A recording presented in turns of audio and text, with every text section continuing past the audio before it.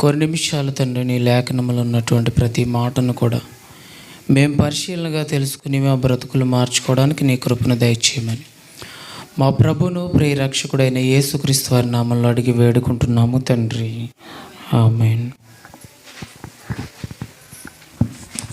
ముందుగా తండ్రి అయిన దేవునికి వందనాలు. కూడి వచ్చినటువంటి మీ అందరికీ కూడా హృదయపూర్వకంగా వందనాలు తెలియజేస్తున్నాను. దేవుడు మనకి ఇచ్చినటువంటి ఈ విలువైన సమయంలో కొన్ని నిమిషాలు దేవుని వాక్యాన్ని మనము జ్ఞానం చేద్దాం. మనము బైబిల్ చదివే విధానంలో పర్టికులర్గా ప్రతి ఒక్కరం కూడా కొన్ని వచనాలు మనకి అర్థం కానప్పుడు దాన్ని మనము నార్మల్గా చదువుకుంటూ ముందుకు వెళ్ళిపోతూ ఉంటాం. కానీ కొన్ని సందర్భాల్లో ఏకాగ్రత కలిగి మనసంతా దేవునిపై నిలిపి ఏదో ఒక కొత్త సంగతిని తెలుసుకోవాలని ఆలోచించినప్పుడు దేవుడు ఖచ్చితంగా మనకి కొన్ని విషయాలను నేర్పిస్తాడు. అలా చాలాసార్లు మనం బైబిల్ చదివినప్పుడు కొన్ని పదాలు మనకు అర్థం కావు, వాటిని మనము మామూలుగానే ఆలోచిస్తాం. కానీ వాక్యంలో ఇంకా లోతుకెళ్ళి మనము పరిశీలనగా తెలుసుకోవాలనిపించినప్పుడే కొన్ని సంగతులు మనల్ని ఆశ్చర్యపరుస్తాయి. వాటిలో భాగంగా నేను చదివినటువంటి కొన్ని విషయాల్లో రిపీటెడ్గా చదివినటువంటి ఒక గ్రంథంలో కొన్ని మాటలు నేను కొన్ని విషయాలను బట్టి ఆలోచించినప్పుడు దేవుడు నాకు తెలియజేసిన విషయాలను ఈరోజు మీతో నేను పంచుకుంటాను. చూడండి, ఆల్రెడీ నేను గతంలో క్లాస్లో చెప్పే ఉండొచ్చు, ఇక్కడ మరలా చెప్తున్నాను, వినండి. నిర్గమకాండంలోనికి మనం ఒకసారి వద్దాం. నిర్గమకాండము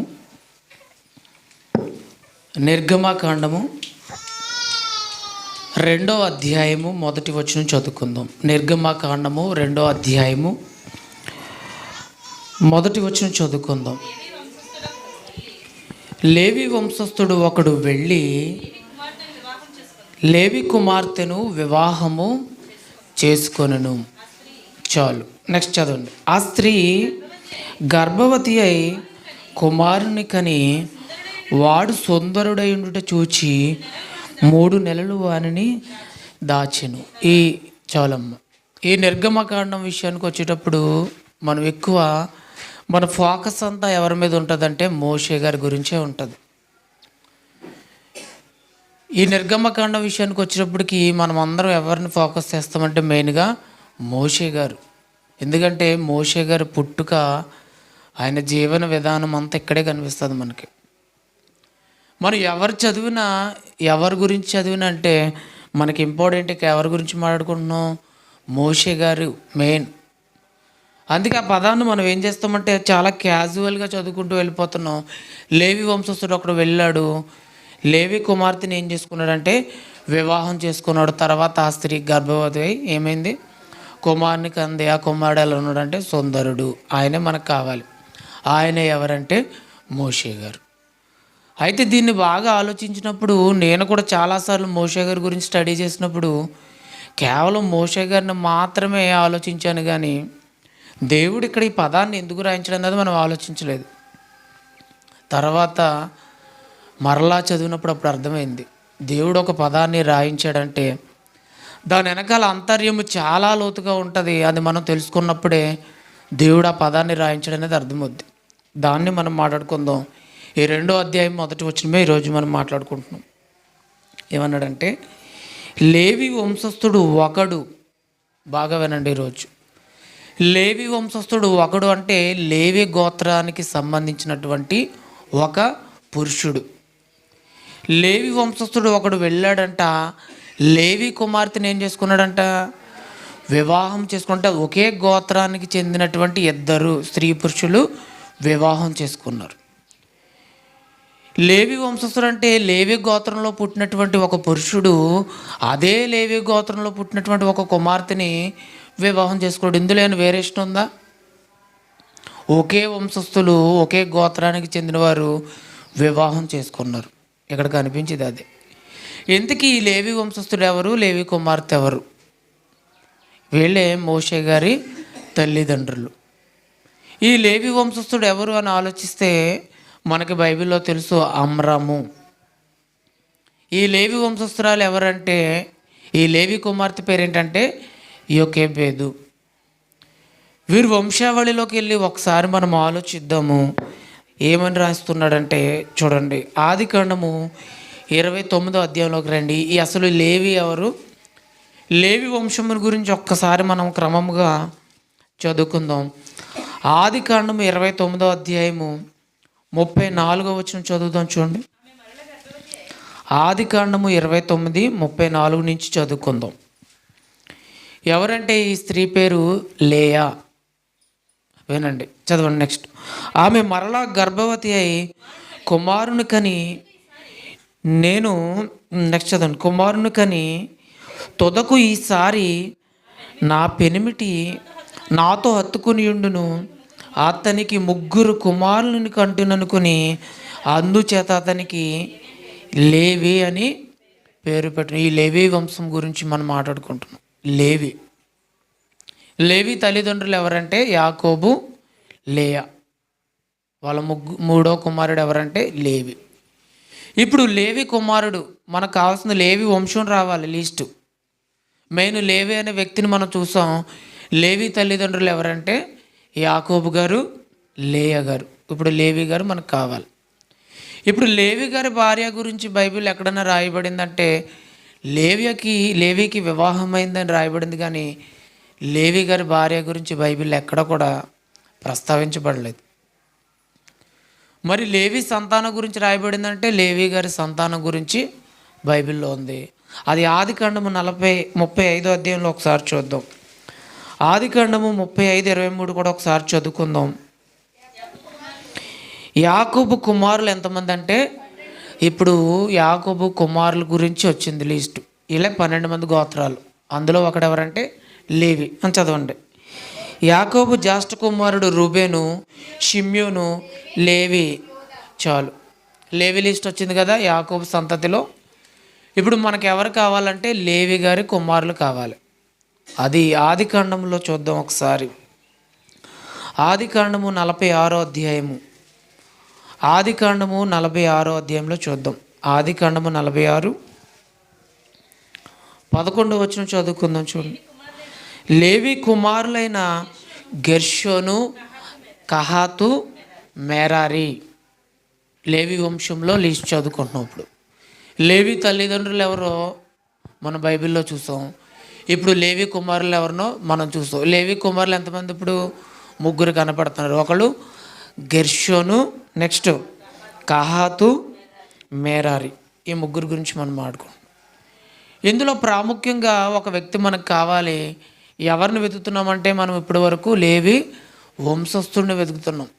ఒక లేవి వంశస్థుడు బయలుదేరాడు కదా ఒక లేవి స్త్రీని పెళ్లి చేసుకోవడానికి. ఆ వంశానికి సంబంధించినటువంటి వ్యక్తిని వెతుకుతున్నాం. ఆయన పేరు ఏం చెప్పానంటే అమ్రాము. ఈ అమ్రాము తండ్రి ఎవరు? అమ్రాము ఎవరిని పెళ్లి చేసుకున్నాడో విషయాలకి మనం ఆలోచిస్తే బైబిల్లో కొన్ని విషయాలు మనకి అర్థం కావు. ఇప్పుడు ఈ విషయాలన్నీ మనం క్లారిటీగా చదివినప్పుడు చూసినప్పుడే దేవుడు 2వ అధ్యాయం 1వ వచనంలో ఆ మాట ఎందుకు రాయించడం అనేది అర్థమవుతుంది. ఇప్పుడు మోషే గారి తల్లిదండ్రులు ఎవరంటే అందరికీ తెలుసు, అమ్రాము, యోకేబేదు అని అందరూ చెప్తారు. ఎందుకంటే అదే నిర్గమకాండం 6వ అధ్యాయంలో రాయబడింది. ఆ మాట చూడండి, నిర్గమకాండము 6వ అధ్యాయము 20వ వచనం చదువుకుందాం.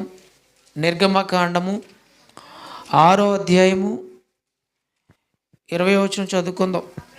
అమ్రాము తన మేనత్తైన యోకేబేదును పెండ్లి చేసుకును, ఆమె అతనికి అహరోనును మోషేను కనెను.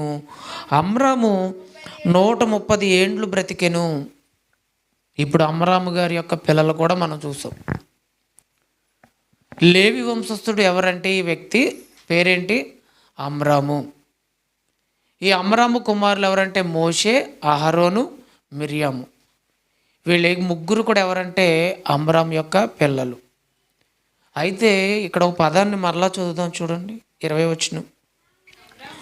అమ్రాము తన మేనత్తైన యోకేబేదుని ఏం చేసుకున్నాడంట? అమ్రాము గారి భార్య అమ్రాముకి వరుస ఏమవుతుంది? ఈ పదాన్ని మనకి చాలా ఇంపార్టెంట్. మోషే గారి తల్లిదండ్రుల గురించి మాట్లాడుకుంటే అమ్రాము యోకేబేదు గురించి మాట్లాడతారు. అమ్రాము కహాతు సంబంధించిన కుమారుడు కాబట్టి కహాతీయులకు సంబంధించిన వాడు. కహాతీయులు వృత్తి ఏంటో మాట్లాడతారు.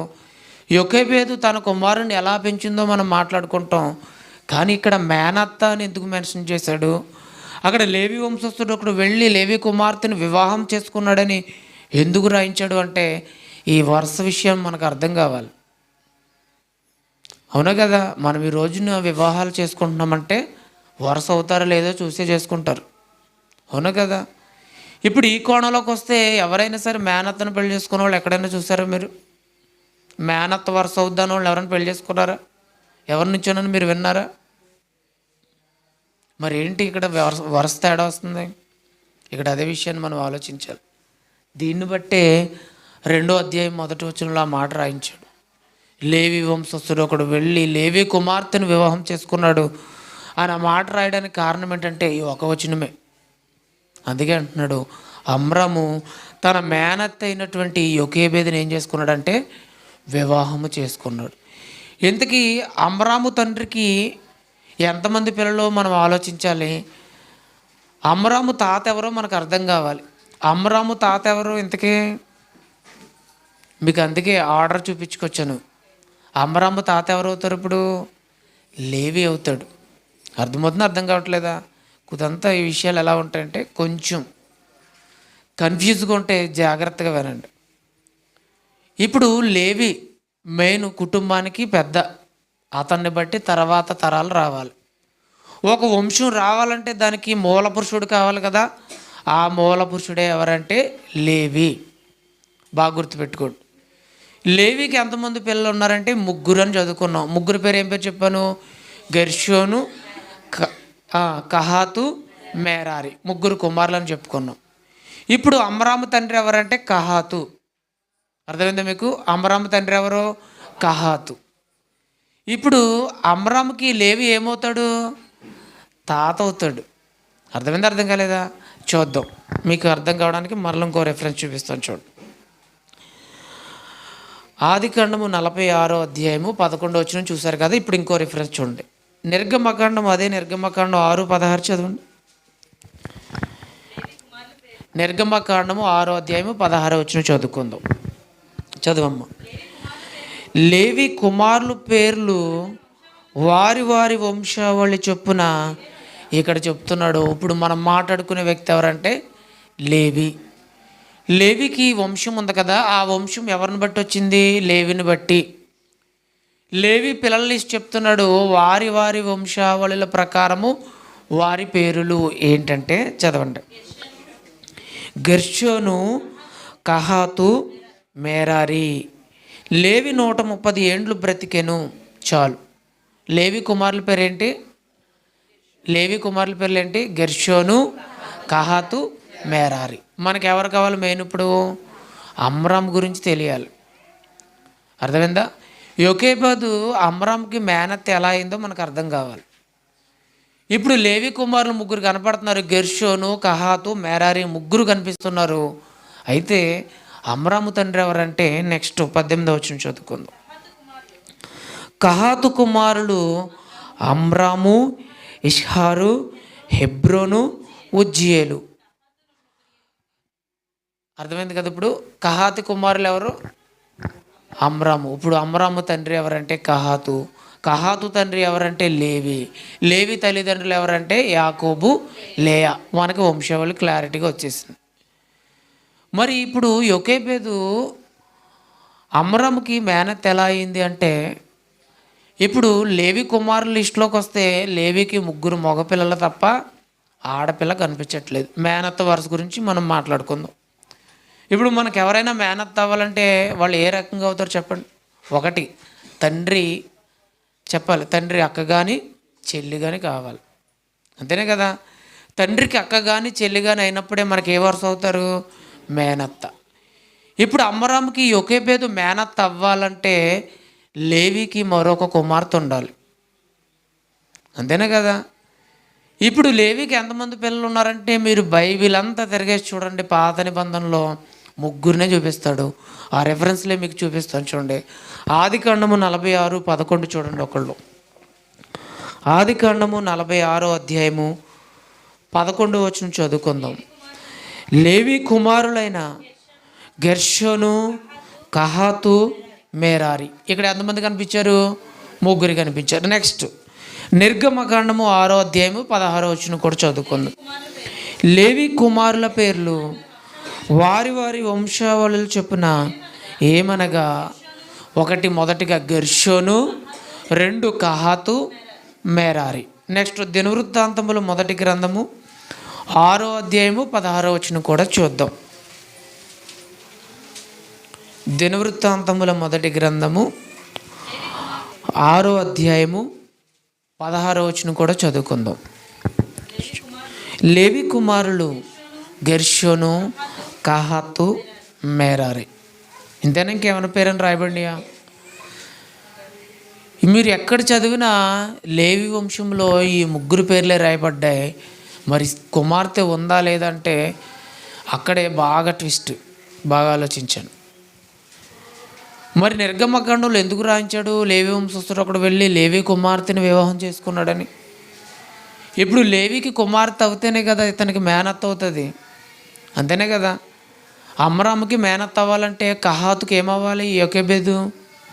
1 చెల్లి అవ్వాలి, లేదా అక్క అవడానికి ఇంపాసిబుల్. ఎందుకంటే ఒకవేళ కహాతుకి యోకెబెదు అక్క అయిందనుకో, అమ్రామ్ పుట్టేటప్పటికి ఆమె చాలా పెద్దది అవుతుంది కదా. పెళ్లి చేసుకోవడానికి ఏమైనా అవకాశాలు ఉన్నాయా? మనకంటే వయసులో పెద్దవాళ్ళని ఎవరు చేసుకోరు కదా. అయితే ఏమవ్వాలి? కహాతుకి చెల్లి అవ్వాలి. కహాతుకి చెల్లి పుట్టిందంటే అమ్రాము పెళ్లి చేసుకోవాలంటే ఆల్రెడీ అమ్రామ్ ఏమై ఉండాలి? ఆమె పుట్టేటప్పటికి అమ్రామ్ ఆల్రెడీ జన్మించి ఉండాలి. అర్థమవుతుంది? అర్థం కావట్లేదా? లేదనుకోండి, కహాతు తర్వాత మేరారి తర్వాత ఒకవేళ యోకెబెదు పుట్టిందనుకోండి, ఆ తర్వాత కహాతుకు పెళ్ళయ్యి తర్వాత అమ్రామ్ పుట్టాడు అనుకో, యోకెబెదుని పెళ్లి చేసుకోవడానికి ఏమాత్రం కూడా అవకాశాలు లేవు. అయితే ఏం జరగాలి? ఇప్పుడు కహాతుకి పెళ్ళైన తరువాత తన తండ్రి మరలా ఏం చేయాలి? కుమార్తెను కానాలి. అంతేనా కదా? విషయాన్ని బాగా ఆలోచించండి. ఇప్పుడు నిర్గమకాండంలో ఈ మాటను ఎందుకు రాయించడని ఆలోచిస్తేనే ఇంత లోతుకి వెళ్ళాల్సి వస్తుంది. లేదనుకో మనం లేవి వంశస్థుడు ఒకడు వెళ్ళి లేవి కుమార్తెను వివాహం చేసుకోను అని చదువుకుంటే సరిపోయింది. అంత లోతుకి వెళ్ళనవసరం లే. ఇప్పుడు వాక్యం చెప్పాలంటే ఒక వచనాన్ని పట్టుకుంటే లోపల గంట వెళ్ళినప్పుడే దాని అర్థం మనకు దొరుకుతుందండి. మనం ఏవో కొత్త సంగతులు కాదు, ఒక విషయాన్ని పట్టుకుని దాని గురించి దేవుడు ఎందుకు రాయించాడో దానికి లింక్ ఉందా లేదని ఆలోచించినప్పుడు బైబిల్లో లోపలికి వెళ్ళినప్పుడే మనకు దాని యొక్క అర్థము, వివరణ మనకు తెలుస్తుంది. వీటి గురించి గూగుల్లో సెర్చ్ చేస్తే కొంతమంది ఏమని మాట్లాడుతున్నారంటే, ఈమె యోకెబెదు లేవి కుమార్తె కాదు, కానీ ఈ 12 గోత్రాల్లో ఒకని కుమార్తె అయి ఉండొచ్చు. దాన్ని బట్టి లెక్కేస్తే లేవి పిల్లలకి ఏమవ్వచ్చు? చెల్లి అవుతుంది కదా. అన్నదమ్ముల పిల్లలు ఒకరికొకరు ఏమవుతారు? అన్న చెల్లి, అంతే కదా. ఆ లెక్కకు వస్తే కహాతుకి ఈమె చెల్లి అవ్వచ్చు. అప్పుడు కహాతు కుమారుడు ఎవరిని చేసుకుని ఉండొచ్చు? మేనత్త అవుతుంది కాబట్టి తను చేసుకోవచ్చు అని. కొందరైతే ఈ విషయాన్ని ఎలా చదివారంటే నాలాగా యోకెబెదు మేనత్త అయిపోయింది, అంతే, దాని గురించి అవసరం లేదు. కానీ ఒక విషయాన్ని ఆలోచిద్దాం. మనం బైబిల్ విషయానికి వచ్చేటప్పటికి ఎలా ఉంటున్నామంటే అక్కడ చెప్పిన కాసేపు వింటున్నాం, అంతే. ఏదో చెప్తున్నారు, కొన్ని విషయాలు వింటున్నాం. ఒకవేళ మనల్ని ఉద్దేశించి మనకు చెప్పినప్పుడు అనిపిస్తుంది ఇది నా కోసం కదా అని మనం అనుకుంటాం. పక్కోళ్ళ గురించి చెప్పినప్పుడు పక్కోళ్ళ గురించి అనుకుంటాం. అంతేగాని బైబిల్లో రాయించిన ప్రతి మాటను కూడా పరిశీలనగా తెలుసుకుంటేనే మనము బలపడతామని అర్థం కావట్లేదు. ఈ విషయాన్ని మనం ఇంకా నేను క్లారిటీ చేయలేదు, వినండి. ఇప్పుడు తను మేనత్త అయిందంటే దానికి అర్థం కావాలి. అలాగని బైబిల్లో ఎక్కడైనా లేవి గురించి తన కుమార్తెల గురించి ఎక్కడన్నా వివరించాడంటే ఒకే ఒక్క చోట తప్ప ఇంకెక్కడా లేదు. అందుకే అన్నాడు, ఫస్ట్ మాటలోనే చాలా మీనింగ్ ఉంది. లేవి వంశస్థుడు ఒకడు వెళ్ళాడు, ఎవరిని చేసుకున్నాడో? ఏమని చేసుకున్నాడు? లేవి కుమార్తెనే అన్నాడు. ఒకవేళ అన్నదమ్ముల పిల్లల్లో ఎవరి కుమార్తెనైనా చేసుకున్నాడు? యోధా ఉన్నాడు, బెన్యామీన్ ఉన్నాడు, రూబేన్ ఉన్నాడు, షిమ్యోన్ ఉన్నాడు. ఇంక ఇలా చాలామంది ఉన్నారు. వాళ్ళ కుమార్తెలు ఎవరినైనా ఒకవేళ చేసుకున్నాడేమో అనుకుంటాకే అక్కడ అలా చెప్పలేదు. నిర్గమకాండం 2వ అధ్యాయం చూడండి మరలా. ఒకవేళ అలాగేమో అని అనుకుంటాక లేదు కదా. నిర్గమకాండం 2వ అధ్యాయం మొదటి వచ్చిన మరలా చూడండి. ఇక్కడ మరలా పర్టికులర్గా డిక్లేర్ చేస్తాడు. ఏమన్నాడంటే లేవి వంశస్థుడు, అంటే ఆ లేవి గోత్రంలో పుట్టినవాడు, ఆ లేవి గోత్రానికి వంశస్థుడు, అంటే వంశాన్ని నిలబెట్టేవాడని. ఆ వంశస్థుడే వెళ్ళి ఏం చేశాడంటే లేవి కుమార్తెను అన్నాడు. మరలా చూడండి, లేవి వంశస్థుడు ఒకడు వెళ్ళి ఎవరిని చేసుకున్నాడు అన్నాడో తన బంధువుల్లో అని చెప్పలేదు. తన బంధువులని చెప్పాడా? చెప్పలేదు. లేవి కుమార్తెనే అని మెన్షన్ చేశాడు మరలా. అంటే ఇక్కడే మనం బాగా ఆలోచించాలి. అందుకే అన్నాడు అమ్రాము తన మేనత్త అయిన యోకేబేదుని ఏం చేసుకున్నాడు? పెళ్లి చేసుకున్నాడు. ఆ తర్వాత ఈ మోషే గారు, మిరియం గారు, అహరోన్ గారు. మిరియం గారు, అహరోన్ గారు, చివరెవరో మోషే గారు. ఇప్పుడు ఈ విషయాన్ని మనం అలాగ ఆలోచించినప్పుడు కొన్ని విషయాలు మనకు అర్థమవుతాయి. చూడండి, నిర్గమకాండము 6వ అధ్యాయము 18వ వచనం మరలా చదువుకుందాం. మనం నిర్గమకాండము 6వ అధ్యాయము 18వ వచనము ఒకసారి మరలా చదువుకుందాం. కహాతు కుమారులు చూడండి. కహాతు కుమారులు ఎవరంటే అమ్రాము, ఇష్హారు, హెబ్రోను, ఉజ్జియేలు. కహాతు 133 ఏండ్లు బ్రతికెను. మెరారి కుమారులు మహలి, మూషి. వీరు తమ తమ వంశావళుల చొప్పున లేవి కుటుంబములు. అమ్రాము తన మేనత్తైన యోకేబేదును పెండ్లి చేసుకొనెను. ఆమె అతనికి అహరోనును మోషేనును కనెను. అమ్రాము 137 ఏండ్లు బ్రతికెను. అమ్రాము కూడా ఎంతకాలం బ్రతికాడంటే 137 సంవత్సరాలే బ్రతికాడు. లేవి ఎంతకాలం బ్రతికాడంటే తన పై మాటలోనే మీకు ఉంది చూడండి. లేవి ఎంతకాలం బ్రతికాడు? 16వ వచనం లాస్ట్లో చెప్తాడు. లేవి 137 ఏండ్లు బ్రతికాను. సేమ్ వయసు. అర్థమైంది? అర్థం కాలేదా?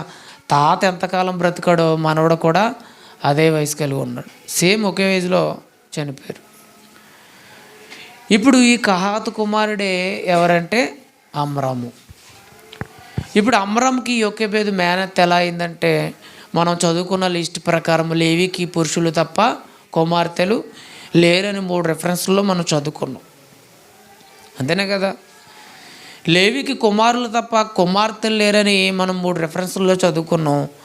అలాగే వారి అన్నదమ్ముల్లో కుమార్తెను ఏమైనా చేసుకున్నాడా అంటే లేవి కుమార్తె అని డైరెక్ట్ ఏం చేశాడంటే ఇక్కడ మెన్షన్ చేశాడు. ఇప్పుడు ఈ విషయాన్ని మనం ఎలా ఆలోచించాలి? ఇదంతా మనకొద్దు. మనకు కావాల్సిన వ్యక్తి ఎవరు? Main super hero. ఒక్క మాటలో చెప్పుకోవాలంటే బైబిల్లో ఎవరు కావాలి చెప్పండి? మోషే. కాబట్టి వాళ్ళందరూ కూడా వదిలేశారు చాలామంది. ఈ మాట ఎందుకు రాయించడం మనకు అవసరం లేదు. అమ్రాం మేనత్త అని రాయించాడు, ఆ మాట అవసరం లేదు. వాళ్ళ వంశావళి కూడా మనకు అవసరం లేదు. మనకు కావాల్సిన కంటెంట్ ఏంటంటే మోషే గారు. కాబట్టి మోషే గురించే పరిశీలన. అర్థమైంది? అర్థం కాలేదా? దేవుడు కూడా అలా అనుకుంటే లేవి వంశస్థుడు వెళ్ళి వాళ్ళ బంధువులు ఒక ఆమెను పెళ్లి చేసుకున్నాడు అని చెప్పే ఉండొచ్చు. మోషే గారి తల్లిదండ్రులు ఎవరెవరంటే అమ్రాము, యోకేబేద్ అని చెప్పేసి ఉండొచ్చు. కానీ దేవుడు ఒక పదాన్ని రాశాడంటే దాన్ని మనం పరిశీలనగా తెలుసుకోవాలని. అందుకే లేవి కుమార్తె అన్నాడు, మేనత్త అన్నాడు. అర్థమైంది? అర్థం కాలేదా? ఇప్పుడు బైబిల్ లెక్కలోకి వస్తే మేనత్తని పెళ్లి చేసుకోవచ్చా, చేయకూడదా చెప్పండి? మేనత్త వరుస అయ్యేవాళ్ళు పెళ్లి చేసుకోవచ్చా, చేయకూడదా? మీకు ఎవరికి అర్థం కాలేదా? ఈ లోకపరంగా మనం ఆలోచిద్దాం. మనం క్రైస్తవులం కాబట్టి వరుస అవి లేకుండా పెళ్లి చేసుకోం. అవునా? అంతేనా కదా? చేసుకోం. మనం బైబిల్ని ఫాలో అవుతాం. అయితే ఈ విషయానికి ఆలోచిస్తే బైబిల్ చెప్తుంది మేనత్తని ఏం చేసుకోవచ్చని, వివాహం చేసుకోవచ్చు. మరి మనకు మేనత్త అయ్యే వాళ్ళు ఎవరైనా పెళ్లి చేసుకుంటారు? ఎవరైనా చేసుకుంటారా, చేసుకోరా? ఏజ్ని బట్టి లెక్కేస్తే మనకి మేనత్త అయ్యే వయసు ఉన్న వాళ్ళు ఎవరైనా చిన్నవాళ్ళే ఉంటే పెళ్లి చేసుకోవచ్చా, చేయకూడదా? చేసుకోవచ్చు అని బైబిల్ చెప్తుంది. ఇదే బైబిల్. అవునా కదా? అందుకే అన్నాడు కదా లేవి కుమార్తె అని పర్టికులర్గా మెన్షన్ చేయడానికి ఆన్సర్ ఉంది. అదే ఆన్సర్ చూపిస్తాను చూడండి. సంఖ్యాకాండంలోకి రండి. సంఖ్యాకాండము 26వ అధ్యాయంలోకి రండి ఒకసారి. సంఖ్యాకాండము 26వ అధ్యాయము తీయండి అందరూ. సంఖ్యాకాండము 26వ అధ్యాయము 59వ వచనం చదువుకుందాం. సంఖ్యాకాండము 26వ అధ్యాయము 59 చదువుకుందాం. ఎక్కడ చదువుతుంది చూడండి. కహాతు చదవండి. కహాతు అమ్రాముని ఏం చేశాడు? కన్నాడు. అమ్రామ్ తండ్రి ఎవరు? మీ అందరికి తెలుసు కదా. ఇప్పుడు ఎవరు చెప్పండి. అమ్రామ్ తండ్రి ఎవరు? కహాతు తండ్రి ఎవరు? లేవి. లేవి తండ్రి ఎవరు? ఒక లిస్ట్ వచ్చింది. ఇప్పుడు ఇది వంశవాళి. ఇప్పుడు మనకు ఆర్డర్ రావాలి. ఇప్పుడు అమ్రామ్కి లేవి ఏమవుతాడు చెప్పండి. ఒక్కొక్కరు ఒక్కొక్కటి చెప్తున్నారు ఏంటి? అమ్రామ్కి లేవి ఏమవుతాడు అంతే. తాత లేవి మనవడు ఎవరంటే, ఇప్పుడు మన వాళ్ళు చెప్తారు చూడండి, వీడు నా వంశము, వీడు ఎవరు తెలుసా? నా మనవడు, నా వారసుడు అంటారా అనరా? ఇదే లిస్ట్కి వస్తే ఇప్పుడు మోషే గారు లేవికి ఏమవుతాడు? మీకు వాక్యం అర్థమైందని నాకు ఎక్కడే తెలుస్తుంది. నేను మిమ్మల్ని ఎందుకు అడుగుతుందని తెలుసా? మీరు వాక్యం ఎవరు విన్నారో ఇక్కడ ఆన్సర్ వచ్చేస్తుంది. మోషే గారికి లేవి ఏమవుతాడు? ముత్తాత అవుతాడు. మునిమనవుడు ఎందుకు అవుతాడు? లేవికి మోషే ఏమవుతాడు చెప్పండి. ఇప్పుడు అంటే కొంతమంది ఆన్సర్ ఇస్తున్నారు, కొంతమంది ఇంకా ఆ లేవి వంశం నుంచి బయటికి రాలేదు. అర్థమైంది? అర్థం కాలేదా? అంటే లేవి మునిమనవుడు ఎవరంటే మోషే గారు. లేవి మనవుడు ఎవరంటే అమ్రామ్ గారు. కహాతు మనవుడు ఎవరు చెప్పండి. అంతే. ఇదే వంశవాళి. ఇక్కడ పాయింట్కి వద్దాం. ఇక్కడ అదే విషయాన్ని మరలా చెప్తున్నాడు. ఏమంటే కహాతు అమ్రామును కనెను. అమ్రాము భార్య పేరేంటంటే యోకేబేదు. అమ్రామ్ భార్య పేరేంటి? యోకేబేదు. చదవండి. ఆమె ఎవరి కుమార్తె అంటే మరలా ఇక్కడ అదే చెప్తున్నాడు. ఈ యోకేబేదుని అమ్రాముకి మేనత్త అని మనం చదువుకున్నాం కదా. ఇందాక లేవి వంశస్థుడు వెళ్ళి లేవి కుమార్తెని వివాహం చేసుకున్నాడని చదువుకున్నాం కదా. ఆ మాట కరెక్టే. ఆ మాట 100% కరెక్టే. అదే విషయాన్ని మరలా ఇక్కడ చెప్తున్నాడు. ఈ యోకేబేదు ఎవరో తెలుసా? లేవి కుమార్తె. చదవండి. ఆమె లేవి కుమార్తె ఐగుప్తులో ఆమె లేవికి పుట్టెను. ఎక్కడ పుట్టిందంటే ఈవిడి ఐగుప్తులో పుట్టింది. అర్థమైంది? అర్థం కాలేదా? మరి ముగ్గురుని ఎక్కడ చదువుకున్నామంటే వాళ్ళు ఉన్న ప్రధానంగా ఫస్ట్ ఉన్న వారి దేశంలో పుట్టారు ఆ ముగ్గురు. ఎవరి ముగ్గురు అంటే గెర్షోను, కహాతు, మేరారి. ఈమె పేరు పర్టికులర్గా ఇక్కడ సంఖ్యాకాండంలో ఎందుకు రాయించాడంటే మరి ఆల్రెడీ నిర్గమకాండంలో మెన్షన్ చేశాడు కదా లేవి కుమార్తెని. లేవి వంశస్థుడు వెళ్ళి లేవి కుమార్తెని వివాహం చేసుకున్నాడని లేవి కుమార్తెని నిర్గమకాండంలో రాయించాడు కదా. దానికి ఆన్సర్ కావాలంటే ఇక్కడికి రావాలి. ఈమె ఎక్కడ పుట్టిందంటే ఐగుప్తులు. ఎవరికి పుట్టింది? ఇప్పుడు లేవికి పుట్టిందంటే లేట్ జనరేషన్. అర్థమైంది? అర్థం కాలేదా? ఇప్పుడు లేవి ఐగుప్తులోకి ఎప్పుడు వచ్చాడు అంటే మనం చదువుకుంటాం. అప్పుడు యోసేపు గారి కాలంలో కరువు వచ్చినప్పుడు వీళ్ళందరూ ఎక్కడికి వచ్చేసారు? ఇప్పుడు అదే నిర్గమకాండం 1వ అధ్యాయం 1వ వచనం చూడండి. ఇప్పుడు నిర్గమకాండం 1వ అధ్యాయం 1వ వచనం చూడండి. ఐగుప్తులోనికి యాకోబుతో వచ్చిన ఇశ్రాయేలు పేర్లు ఏవనగా, చూడండి, ఐగుప్తుకి వచ్చినటువంటి ఇశ్రాయేలు కుమారులు వాళ్ళ లిస్టులో ఈయన ఉన్నాడో లేదో చూద్దాం. ఏవనగా 1 రూబేను, షిమ్యోను, లేవి, యూదా. ఇక్కడ లేవి కనిపించాడా లేదా? లేవి ఎక్కడికి వచ్చాడు? ఇప్పుడు ఐగుప్తుకి తన తండ్రి. ఇప్పుడు వీళ్ళందరూ వచ్చారు ఐగుప్తుకి. యాకోబు సంతానము. వీళ్ళ యాకోబు సంతానం ఐగుప్తుకి వచ్చినప్పుడు ఐగుప్తులో ఏం జరుగుతుందో చదువుకోవాలి ఇప్పుడు మనం. నెక్స్ట్ జెబులోను, బిన్యమీను, దాను, నప్తాలి, గాదు, ఆషేరు. వీరిలో ప్రతివాడును తన కుటుంబముతో ఎలా వచ్చారంటే వీళ్ళందరూ కూడా అంటే ఐగుప్తుకి వచ్చేటప్పటికి ఆల్రెడీ లేవికి ఏమై ఉండొచ్చు? పెళ్ళి అయిపోయి ఉండొచ్చు. ఇంకా పిల్లలు కూడా. మీరు ఎవరు మాట్లాడట్లేదు. ఏమై ఉండాలి?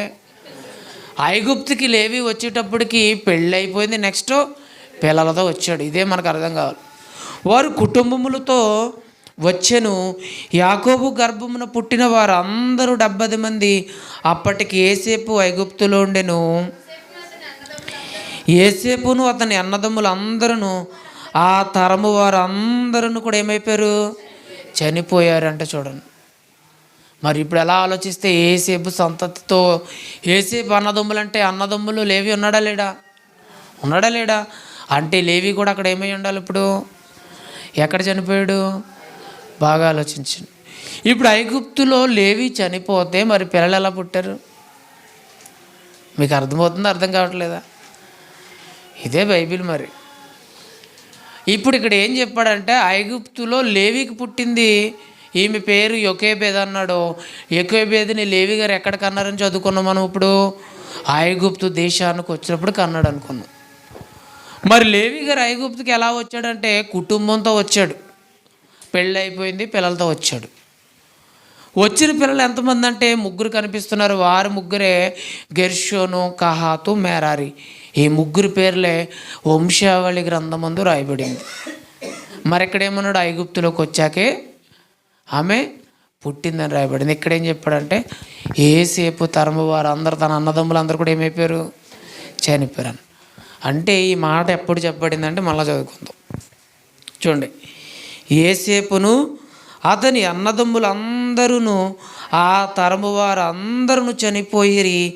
ఇశ్రాయేలు బహు సంతానము గలవారే, అభివృద్ధి పొంది విస్తరించి అత్యధికముగా ప్రబలిరి. వారున్న ప్రదేశము వారితో నిండిపోయిందంటే ఇక్కడ ఇంకో పదం ఆలోచించాలి. ఇందాక అన్నాను కదా, మనం బైబిల్ని ప్రాసగా చదువుకుంటూ పోతే మనకి ఏ కంటెంట్ కావాలో దానికోసమే చదువుతాం. ఇప్పుడు రక్షణ గురించి చదువుకోవాలనుకో, మనం ఏం చదువుతాం? మనకు కావాల్సిన పాయింట్ ఏంటి? రక్షణ అంటే ఏంటి, రక్షణ ఎలా వస్తుంది, రక్షణని ఎలా కాపాడుకోవాలి, ఈ 3 మనకు కావాలి. కాబట్టి మన చూపు, మన దృష్టి, మన ఏకాగ్రత అంతా ఎక్కడ ఉంటుంది? అక్కడే ఉంటుంది కదా. దానిపైన ఏం రాయించాడో, దాని కింద ఏం రాయించాడో మనకు అర్థం కాదు. ఇక్కడ కూడా మనం ఏం చేసామంటే కొంచెం అదే వేలు వెళ్ళిపోయాం, సేమ్ వేలు వెళ్ళిపోయామని ఆలోచించామంటే యోసేపును తన అన్నదమ్ములు అందరూ, ఆ తరము వారు అందరూ ఏమైపోయారని చదువుకున్నాం? చనిపోయారని చదువుకున్నాం. దాని కింద ఇంకో మాట చదువుతుంది, ఇశ్రాయేలీలు బహు సంతానము గలవారే, అభివృద్ధి పొంది విస్తరించి అత్యధికముగా ప్రబలిరి. వారున్న ప్రదేశము వారితో ఏమైపోయింది అంటే లేవి గారు చచ్చిపోయారని మనం చదువుకున్నాం. కానీ ఈ మాట ఎప్పుడు రాయబడిందంటే మోషే గారిని పరిచయం చేయడానికి మోషే గారి చేత ఏం రాయబడింది? ఇప్పుడు ఇది నిర్గమకాండం రాయబడింది. మోషే గారు రాసే కాలానికి జరిగిన సందర్భాన్ని ఇక్కడ రాయబడింది. అర్థమవుతుందా? అర్థం కావట్లేదా? ఇప్పుడు ఈ నిర్గమకాండం ఎవరి చేత రాయబడింది చెప్పండి? అంటే మోషే గారి తల్లిదండ్రుల వివరణ ఎవరు చెప్పుకుంటున్నారు? ఇప్పుడు మోషే గారే చెప్తున్నారు. చూడు, ఇప్పుడు మోషే గారు ఎంత లైవ్లో ఉండి మాట్లాడుతున్న మాట అనుకోండి, మోషే గారు మాట్లాడుతున్నారు అనుకోండి, ఇదిగో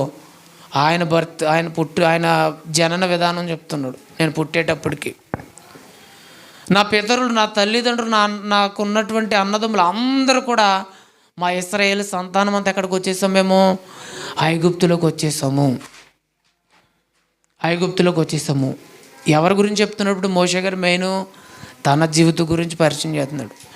మేము ఐగుప్తులోకి వచ్చేటప్పటికి యోసేపు తన అన్నదమ్ములు, అంటే మా చిన్న అనుకున్నటువంటి అన్నదమ్ములు, మా తాతలు, మా పెద్దనాన్న, చిన్నాన్న, వాళ్ళందరూ ఏమైపోయారు తెలుసా? చనిపోయారు.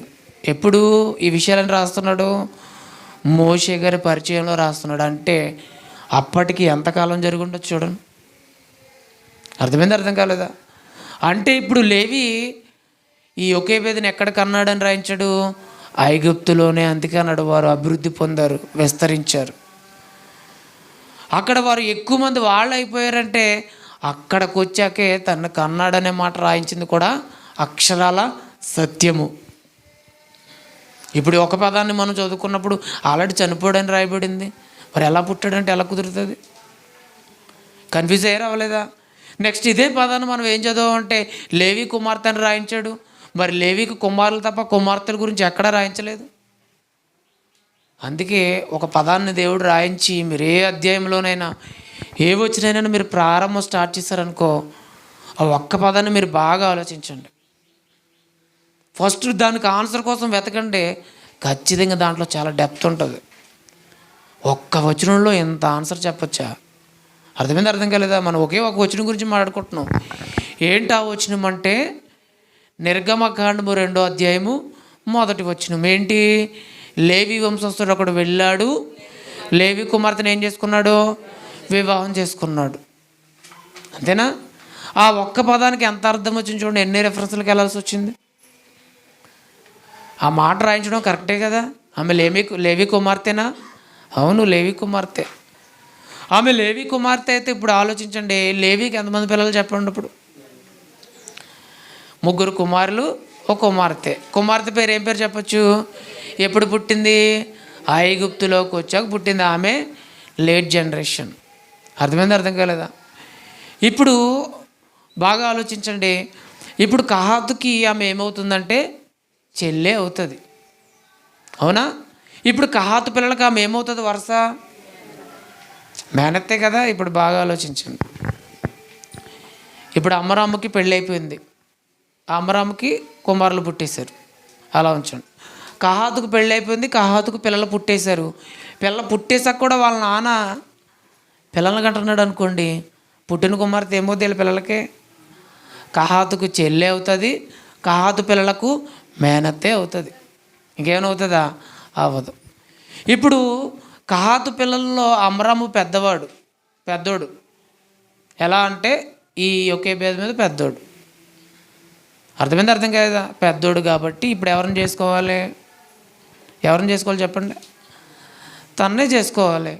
అందుకే బాగా ఆలోచిస్తే లోకా సువార్తలో యోహాను గారి తల్లిదండ్రుల విషయానికి వచ్చేప్పటికి జకరియా, నెక్స్ట్ ఎవరు? ఎలిజబెత్ ఎవరంటే ఆరాను కుమార్తెలలో ఒకతే. ఆమె ఎవరు వంశస్థురాలు? లేవి వంశస్థురాలే. జకరియా ఏ వంశానికి చెందినవాడు? లేవి వంశానికి చెందినవాడే. ఇప్పుడు వీళ్ళిద్దరు గురించి రాయాలంటే ఏం చెప్పాలి? ఇప్పుడు లేవి వంశస్థుడు వెళ్ళాడు, మళ్ళీ ఎవరిని చేసుకున్నాడు? Same process. అర్థం కాలేదా? లేవి వంశస్థుడు వెళ్ళాడు, లేవి కుమార్తెను ఏం చేశాడంటే పెళ్లి చేసుకున్నాడు. అదే వేని ఇక్కడ కంటిన్యూ చేశాడు. కాకపోతే ఈ పదాన్ని ఏమనుకున్నామంటే ఎందుకు రాయించాడో తెలియదు కాబట్టి కంటిన్యూ అయిపోయాం. ఒకే వంశస్థులు పెళ్లి చేసుకున్నారు అనుకున్నాం, అంతే. అందుకే దేవుడు మళ్ళా రాయించాడు, మేనత్త అని రాయించాడు. ఆ మేనత్త ఎందుకు అయిందో కూడా మరలా ఎవరు చెప్పారు ఆన్సరు? దేవుడే చెప్పాడు. ఇప్పుడు బాగా ఆలోచించండి. బైబిల్ని మనం చదివేటప్పుడు ఒక వచనాన్ని పరిశీలనగా తెలుసుకుంటేనే ఎంత ఆన్సర్ వస్తుంది. అంటే ఇప్పుడు బైబిల్ అంతా మనం తెలుసుకోవాలంటే ఎన్ని రెఫరెన్స్లు ఎతకాలి చెప్పండి. 2వ అధ్యాయం 1వ వచనంలోనే ఒక అరగంట పాఠం అయిపోయింది. మరి 2వ వచనానికి ఇంకొక అరగంట పాఠం అవుద్ది. అర్థం కాలేదా? ఒక వచనానికి అరగంట సేపు మనం బైబిల్ని ఆలోచించాలంటే, బైబిల్ అంతా చదవాలంటే ఎంత టైం పడుతుంది చూడండి. చదవగలమా మనం? పోనీ మనం చదవలేకపోతున్నాం. పోనీ ఇక్కడికి వచ్చిన తర్వాత చెప్పేవాళ్ళు ఎవరైనా కావచ్చు, చాలా పరిశీలన చేసి చెప్పడానికి ఎక్కడ నిలబడతారు. పోనీ అలాంటప్పుడైనా మనం ఒక విషయాన్ని గ్రహించగలుగుతున్నామా? పోనీ చెప్పినప్పుడు గ్రహించలేకపోతున్నాం, పోనీ రాసుకోగలుగుతున్నామా? రాసుకున్న తర్వాత మళ్ళా రివిజన్ చేయగలుగుతున్నామా?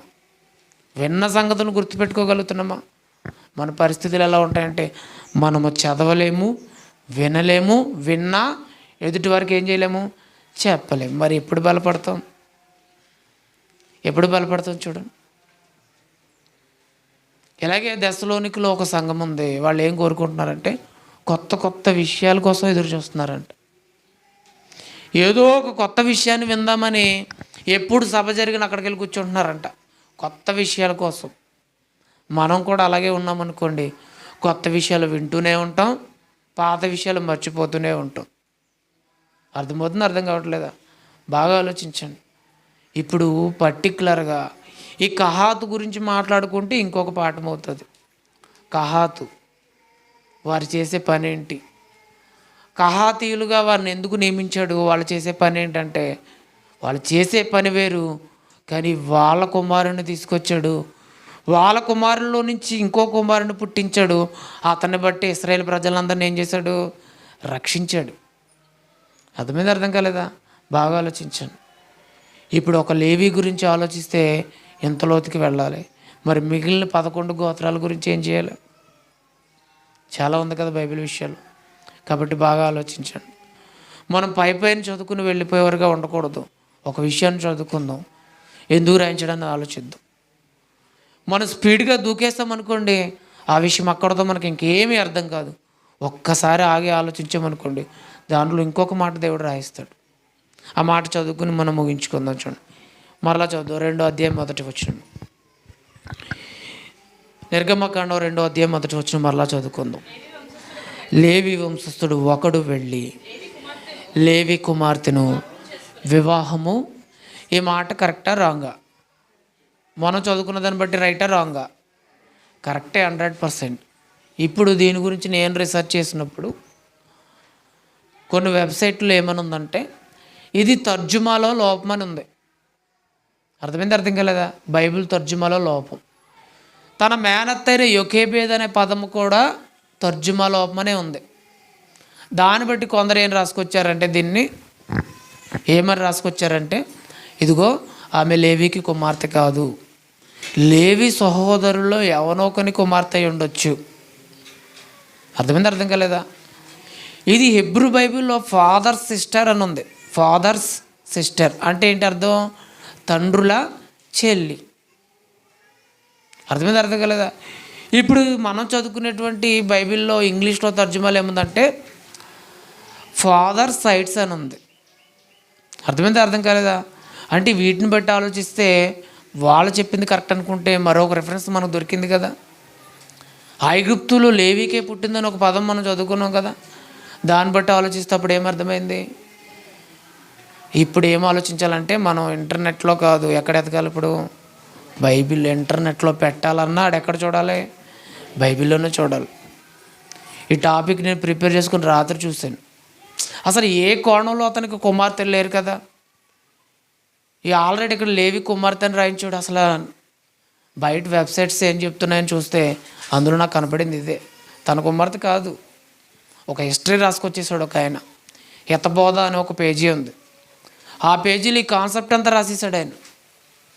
అప్పుడు అనిపించింది నాకు, అంటే మనం ఏదైనా పరిశీలనగా సత్యాన్ని రుజువుపరిస్తేనే సమాజంలో ఏం చేయాలి? దాన్ని రిలీజ్ చేయాలి. లేదంటే మనం ప్రకటించింది అబద్ధమైనప్పుడు అందరం మనం ఎందులో తీసుకుపోతామంటే తప్పుడు వేలోకి తీసుకుపోతాం.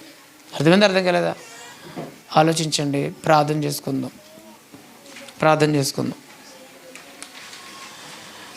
పరిశుద్ధుడైన తండ్రి, మీకే స్తుతులు స్తోత్రములు దేవా. మీరు ఇచ్చినటువంటి గొప్ప అవకాశంలో తండ్రి, మీ లేఖనముల నుంచి తండ్రి ఒక్క మాటను పరిశీలనగా మేము తెలుసుకున్నాం దేవా. మీరు ఎందు నిమిత్తమై తండ్రి ఆ మాట రాయించారో మేము చదువుకునే తండ్రి లోతుగా ఆలోచించి ప్రతి మాట కూడా సత్యమేనని గుర్తెరిగి దేవా మేము గ్రహించుకున్నాం తండ్రి. అలాగే మా జీవితాల్లో ప్రతి విషయాన్ని కూడా తండ్రి మేము తెలుసుకోవడానికి మీ కృపను మాకు దయచేయమని, మీ చిత్తమే దేవా మరొక సమయంలో మిమ్మల్ని గురించి ఇంకనూ లోతైన విషయాలు మాట్లాడుకునే భాగ్యాన్ని మాకు ఇవ్వమని మా ప్రభును ప్రియ రక్షకుడైన యేసుక్రీస్తు నామములో అడిగి వేడుకుంటున్నాము తండ్రి. ఆమేన్. అందరికీ